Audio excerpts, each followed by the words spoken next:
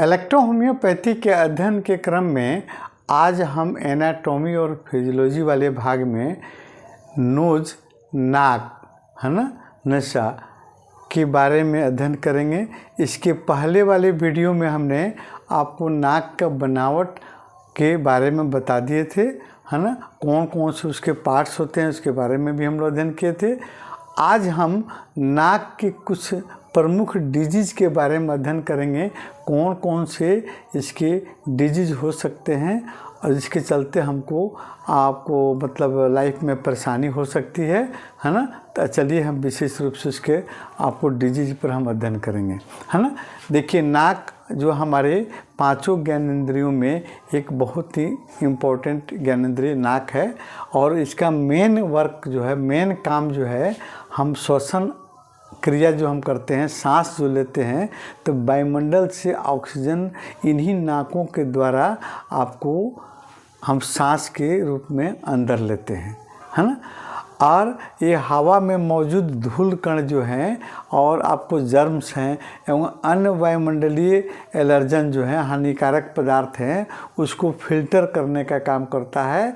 और ये दूसरा नंबर इसका जो है, इसका ऑल्फैक्टरी रीजन में ऑल्फैक्टरी नर्व जो ब्रेन से निकलने वाली नर्व होती है, उसके द्वारा हम किसी चीज़ का गंध जो लेते हैं, सूंघते जो हैं, उसकी गंध क्या चीज़ का गंध है, ये धूप का है, अगरबत्ती का है, इस गंध की पहचान करने में हमारा ऑल्फैक्टरी नर्व मदद करता है और नाक में जो प्रेजेंट होता है ना। और वो आपको नाक के माध्यम से ही ऑल्फैक्टरी नर्व जो है ब्रेन को सूचना देता है, हमारे नाक हम पहचान पाते हैं कि ये चीज़ का गंध है।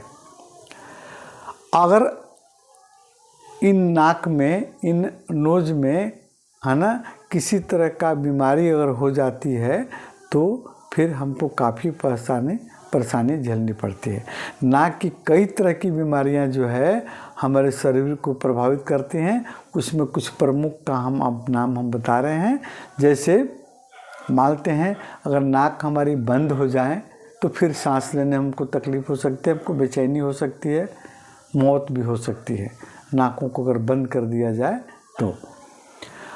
इसी प्रकार नाक का एक सबसे पहला आपको रोग के रूप में कहिए कि हमारे आजू बाजू में छोटे बच्चे जो होते हैं, नाक के अंदर आपको नोस्ट्रिल के माध्यम से कुछ बाहरी पार्टिकल्स, जैसे आपको मटर या मक्के का बीज या चने के बीज को आपको घुसा लेते हैं, अंदर चला जाता है, तो हमारी नोजल कैविटी को बंद कर देता है। उस समय काफ़ी परेशानी हम लोग झेलते हैं। इसको हम कहते हैं foreign body in the nose. नाक के अंदर में आपको चना मटर छोटे बच्चे डाल देते हैं, वो आपको कई तरह के कॉम्प्लिकेशन, कई तरह के जटिलताएं आपको उत्पन्न कर देती है थोड़ी देर के लिए। दूसरा नंबर आता है साइनोसाइटिस। तो साइनोसाइटिस है, एक्यूट या क्रोनिक दोनों हो सकता है ना। इसके पहले आपको वाले भाग में हम साइनोसाइटिस पर हम वीडियो बनाकर डाल दिए हैं। उस पर साइनस क्या होता है और साइनस में क्या क्या तकलीफ़ होती है, क्या क्या लक्षण उसके आते हैं और उसको कैसे हम इलेक्ट्रोहोम्योपैथिक औषधियों से ठीक कर सकते हैं, आप उस वीडियो में देखिए और कमेंट कीजिए, है ना। साइनोसाइटिस, है ना, साइनोसाइटिस जो है आपको क्रोनिक इन्फ्लामेशन ऑफ साइनस, हमारे नाकों के अगल बगल में जो साइनस हैं उसमें उसके म्यूकस मेम्ब्रेन में सूजन हो जाना साइनोसाइटिस के नाम से जाना जाता है। ये भी एक नाक का ही आपको रोग है। तीसरा नंबर में आता है नोजल पॉलिपस। तो नोजल पॉलिपस होता है क्या, इस पर नोजल पॉलिपस पर भी हम एक वीडियो बना कर डाले, है ना। पॉलिपस क्या होता है, एक आपको मसल्स का एक छोटा सा मांस का टुकड़ा होता है, यानी हमारे इस टिश्यू से ग्रोथ होने वाला, बढ़ने वाला आपको पॉलिपस मांस के रूप में होता है ना। और वो हमारे नाकों में या शरीर के अन्य भागों में भी आपको निकलते हैं, लेकिन हम यहाँ नाक नोजल पॉलिपस के बारे में अब देख रहे हैं। तो इसमें जो है आपको नॉन कैंसरस या कैंसरस दोनों तरह का हो सकता है ना, पॉलिपस। लेकिन अक्सरहा पॉलिपस आपको कैंसरस नहीं होता है। नोजल ट्यूमर, नाक के अंदर ट्यूमर बनना, गांठ बनना, वो भी आपको नन कैंसर और कैंसरस हो सकता है ना। इसमें ट्यूमर में अक्सर कैंसरस होने की संभावना रहती है ना। उसके बाद आता है नोजल वेस्टिबुलाइटिस। वेस्टिबुलर एरिया, नोजल का वेस्टिबुलर एरिया जो है उसमें अगर सूजन हो जाता है तो नोजल वेस्टिबुलाइटिस के नाम से हम जानते हैं। Inflammation of the nozzle vestibular, inflammation of the आपको नोजल वेस्टिबल्स, यानी नाक के वेस्टिबल्स एरिया में आपको सूजन हो जाता है, उसके म्यूकस में सूजन हो जाता है, उसको हम नोजल वेस्टिबुलाइटिस के नाम से जानते हैं। उसके बाद आता है नोजल आपको ट्यूमर। नोजल ट्यूमर के बाद में रेनाइटिस। रेनाइटिस में आपको क्रोनिक रेनाइटिस भी हो सकता है, आपको एलर्जिक रेनाइटिस और नॉन एलर्जिक रेनाइटिस भी हो सकता है।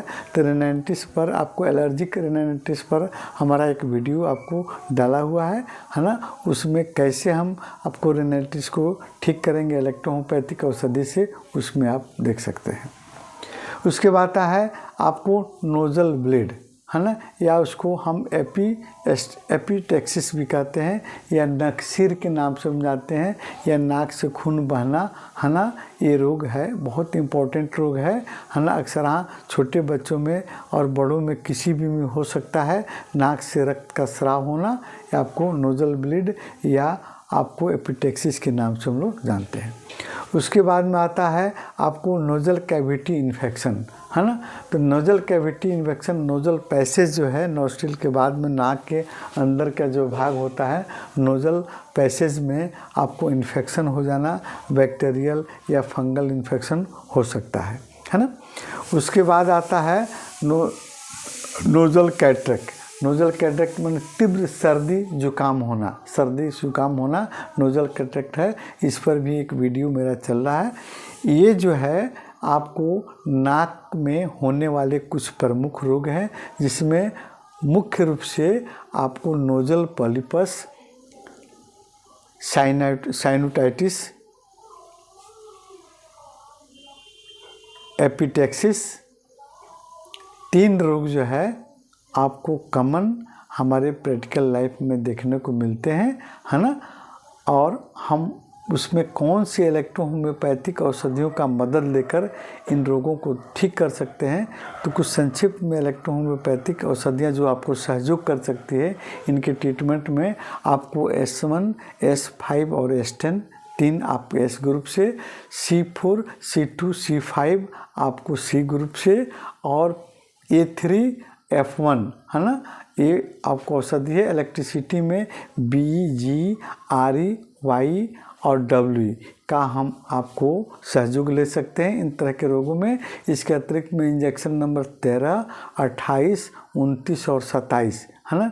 इन तमाम तरह के रोगों में, जैसे कौन कौन सा आपको साइनोसाइटिस, उसके बाद में नोजल पॉलिपस, और इसके अलावा में रेनाइटिस, इन 3 तरह के रोगों में, 4 तरह के रोगों में इन औषधियों का सहयोग करके हम आपको ठीक कर सकते हैं। आगे हम आपको एपिटेक्सिस के बारे में आपको वीडियो बनाएंगे, और उस पर कैसे हम इलेक्ट्रोहोम्योपैथिक औषधि से नाक नक्सीर को या नाक से रक्तस्राव को ठीक कर सकते हैं, अगले वीडियो में आप देखिएगा।